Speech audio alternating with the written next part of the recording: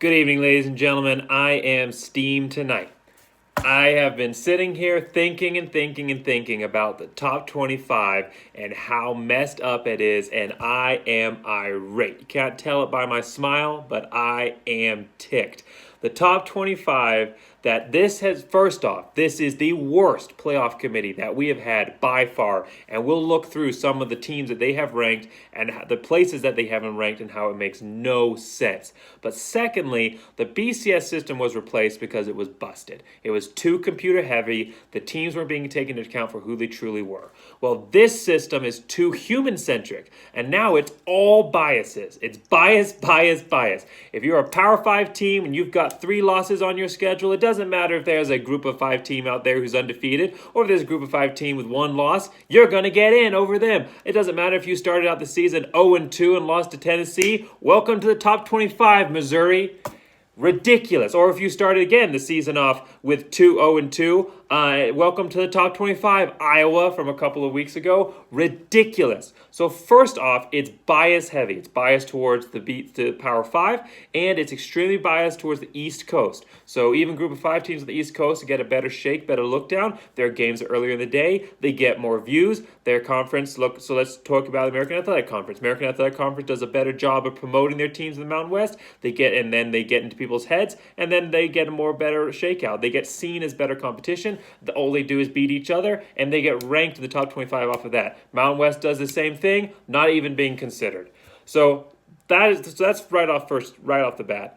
So what we really need, and this I'm just going to say this off the top, we need, yes, the BCS, I'm not arguing for the BCS. The BCS was too computer-centric, but this one plays too heavily into biases. What we need is a system that takes into account the computers, the analysis, to counter the human bias, but also the human factor where we have a committee-based system. So we need a system that's like 60-40, 60% human with the playoff committee and 40% something like the BCS. Say that right off the bat. Let's launch into looking at this right now. So let's go over some of these top 25 teams.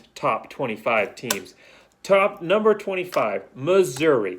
Entering the rankings over 9-1 Liberty, 5-0 San Jose State, and yes, even a 4-1 Boise State. Not saying that they should have been in with the teams that lost, but to put Missouri ahead of some of the other teams that are out there is absolutely ridiculous. And by the way, Boise State's only loss was when they had their 4th-string quarterback in the game against a BYU team that was riding high at the time. I know they just lost to Coastal, but they're still the top 25 team, so that should be taken into factor. However, I'm not saying they should have been in the rankings this week. I'm just saying Missouri definitely shouldn't have. Opened up the season, big loss, 38-19 to Alabama. I wouldn't say necessarily big loss compared to some of the others, but still, lost to Alabama. That's the first game of the season when Alabama's trying to get its shoes back in the game. They still lost to them that bad.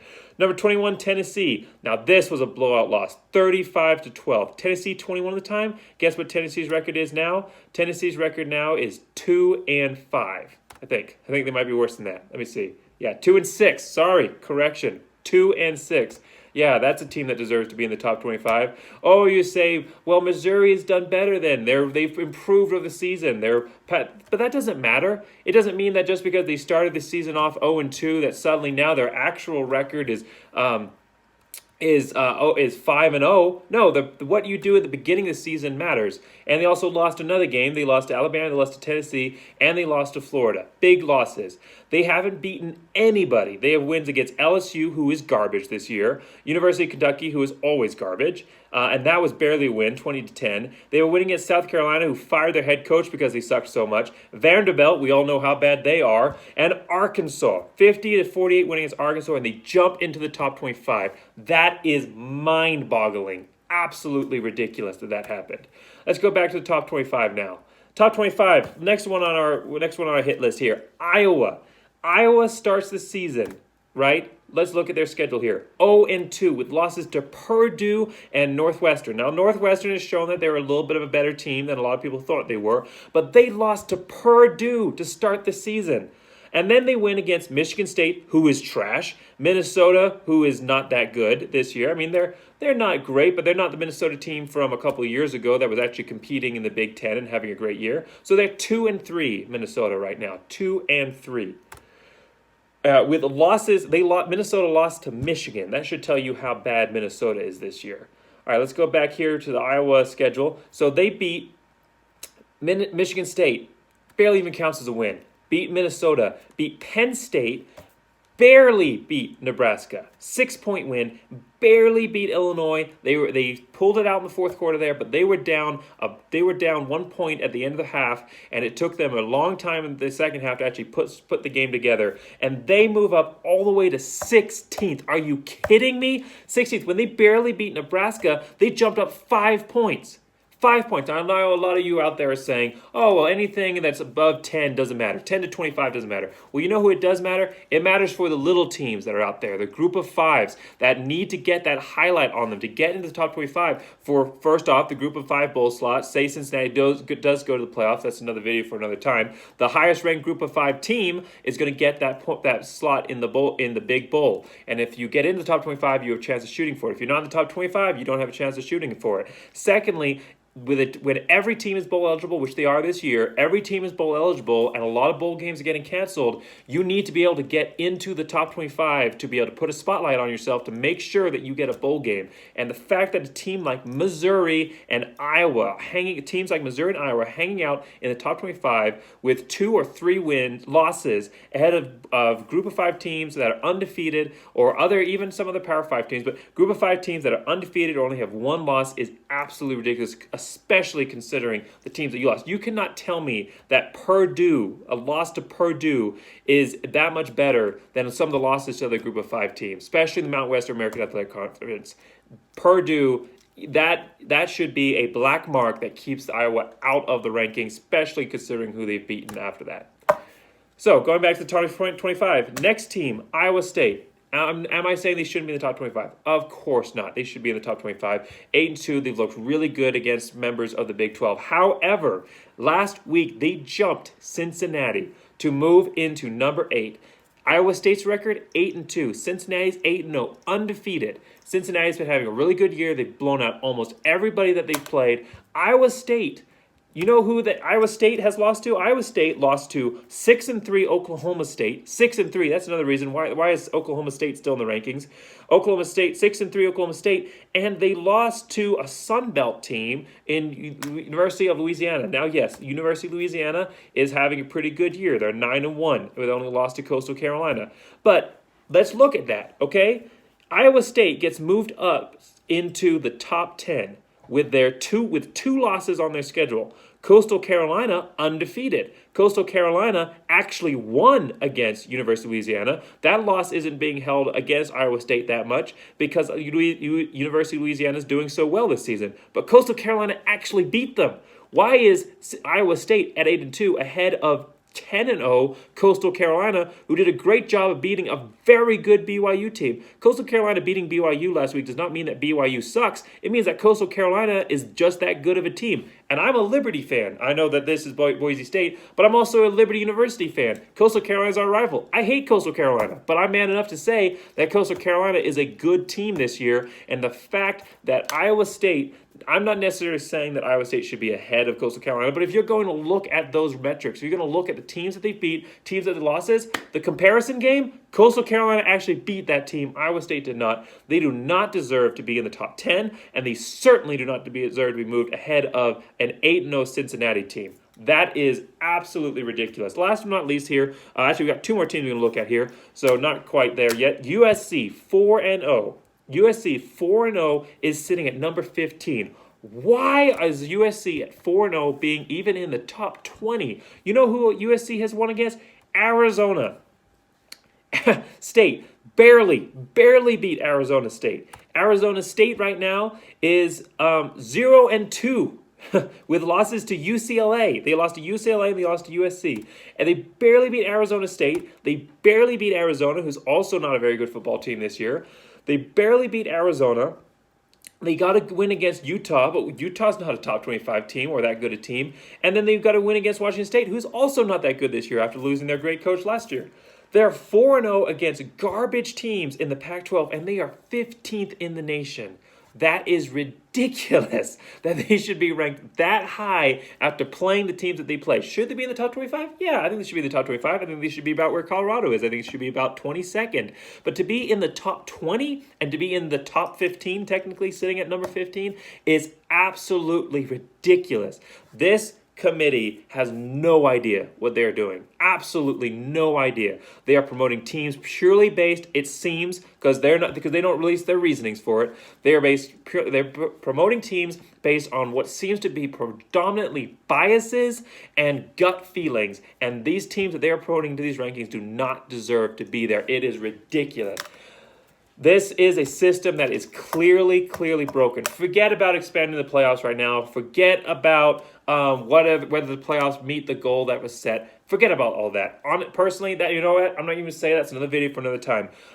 Forget about all that. The system right now, the ranking system, is broken. It is barely better than the AP. In my opinion, it is barely better than the AP. They are not doing a good job of vetting the people that sit on these committees. They're not doing a good job of making sure that the people sitting on these committees represent the entire nation. When you look at their resumes, they are very Power 5 centric. They might have a couple group of 5 people on there, but they are very Power 5 centric people sitting on these committees. It is a ridiculous system that needs to be replaced. It needs to be replaced and gotten rid of right now. Right now. This is season 2020 is a topsy-turvy season. Everything's getting thrown out the window. Well, this is the year to throw another thing out. Throw out the top 25 committee ranking system that needs to be placed. Yes, we need human rankings to have a say. In the old BCS rankings, I think the coaches poll was the only thing that actually counted towards them, and they counted, it was like a 4% or something. It was so small. I don't have the exact metrics right now, but it was too small. We need the humans to have a say to be able to counter necessarily. So a team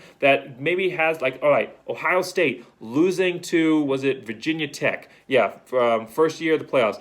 Lost to Virginia Tech, okay? Went undefeated, made it into the playoffs. I think they definitely deserve to be there. They showed that they were a different team going forward, that what their start of the season did not define them. In the BCS, they wouldn't have had a shot. With the playoff committee, they had a shot. That is something that's good. However, there are too many negatives to the system. We need a system that replaces it, that brings in some kind of computer-based system that gives teams, like if you looked at there's a computer out there that does the BCS rankings according to the same programs that they used, and if the BCS was today, this is the rankings that they would be. Liberty would be in. Missouri is nowhere in there. I agree with a lot of the top 25 that the BCS rankings have out right now, or the former BCS rankings would have had right now.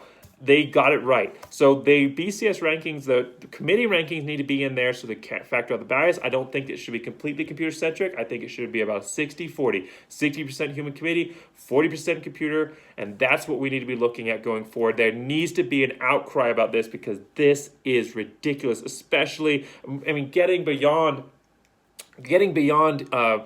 conferences changing their own rules so their best members can get in. I mean, you think that the Big Ten would do this for an Indiana team or an Illinois team? No, they're not going to do it. They're going to do it for their top crown kings. But that's another conversation for another time. So getting beyond that, this system itself that puts teams in this position, that puts an Ohio State at 5-0. So that's okay. Yeah, let's finish this off. I forgot to talk about Ohio State. Sorry there. Okay, Ohio State has won against Nebraska, Penn State, Rutgers, Maryland got canceled, so Indiana and Michigan State. That is a garbage resume. There is no way that they should be ranked in the top 5 right now. Maybe these should be a consideration, but there's no way that they should be the 4th team in the nation with the resume that they've played. Nebraska, garbage. Rutgers, garbage. Penn State, garbage this year. And Indiana, actually a good team, but they barely beat them by 1 touchdown. And Michigan State, absolute garbage. That is not enough of a resume for a top 4 team in the nation, especially having played only 5 games. Okay, boo-hoo, they only played 5 games. We should give them a pass. No, their conference sucked. Their conference messed up. They should have gotten on step with the rest of the nation and actually played it out like thankfully the Big 12 and the Big 12 and the SEC did, and also the ACC getting on board there. Thank God for that. But the Big 10, the Pac-12, those teams messed up. That's it. They messed up. There's no way that a Big Ten team with a schedule that they have played right now, I mean, if Ohio State had played some of the better teams in the Big Ten, which there's not that many, but if their season had consisted, that 5-0 include wins over Indiana, included a win over Northwestern, it included, I can't even name that many good Big Ten teams. They're really not that good this year. So if they had some better wins over the other teams, okay, here we go. It's on the right side. Okay, Northwestern. If they had a win over Iowa, even though I don't think Iowa deserves to be in the top 25, if their schedule was 5-0 against Indiana, Northwestern, Iowa, and Wisconsin, and maybe throwing like a Minnesota maybe in there, maybe they could be in consideration. But even then, the Big Ten is so weak this year. It really is. The Big Ten always is one of the bottom conferences in the Power Five, and this year especially so. They're getting put into the rankings based on bias coming in about how good these teams supposedly were supposed to be, but they really do not deserve. A lot of these teams do not deserve to be in the top 25. The Big Ten overall does not deserve to be. I'm sorry, but the Big Ten overall does not deserve to be number 4 in the nation, with a team at number 4 in the nation contending right now for the playoffs. Ohio State should be sitting on the outside hoping that shakeup happens to allow them to get in, that some other teams have a 1-loss or 2-loss. If there's other teams out there looking at if Ohio State's on the outside looking in with some teams that have a 1-loss or 2-loss and Ohio State is undefeated, then of course Ohio State would deserve to be in right now. But right now you have Alabama, Notre Dame. Yes, they should be in. But then you also have an undefeated Cincinnati and 1 losses in Texas A&M and Florida, which are SEC teams which have played a quality schedule this year and played actual numerical and quality games. They deserve to be in, of course, over Ohio State. I would even put Iowa State with the schedule they've played and the teams that they've played. They've shown that they are a good team. I'd even put them over Ohio State. There is no way that they deserve to be in the top 4. This system is broken. It needs to be gotten rid of. It needs to be overturned. It needs to have a 60-40. That's what I'm saying, 60-40, 60% some kind of committee, 40% BCS rankings, something that can restore balance, can make sure that teams get the credit that they deserve, but also make sure it factors out the human biases or allows for something that's going to help against those human biases. Thank you for watching this video today. I know this is a little bit different than a lot of the ones I usually do if you're a regular follower, but I didn't want to try and slot this into my top 25 rooting guide for Boise State fans because I just knew it would be too long. So thank you for letting me sit here and rant a little bit about the top 25 out there. Hopefully people see the issues that sit with the current system and change it going forward. All right. Thank you so much. And as always, go Big Blue.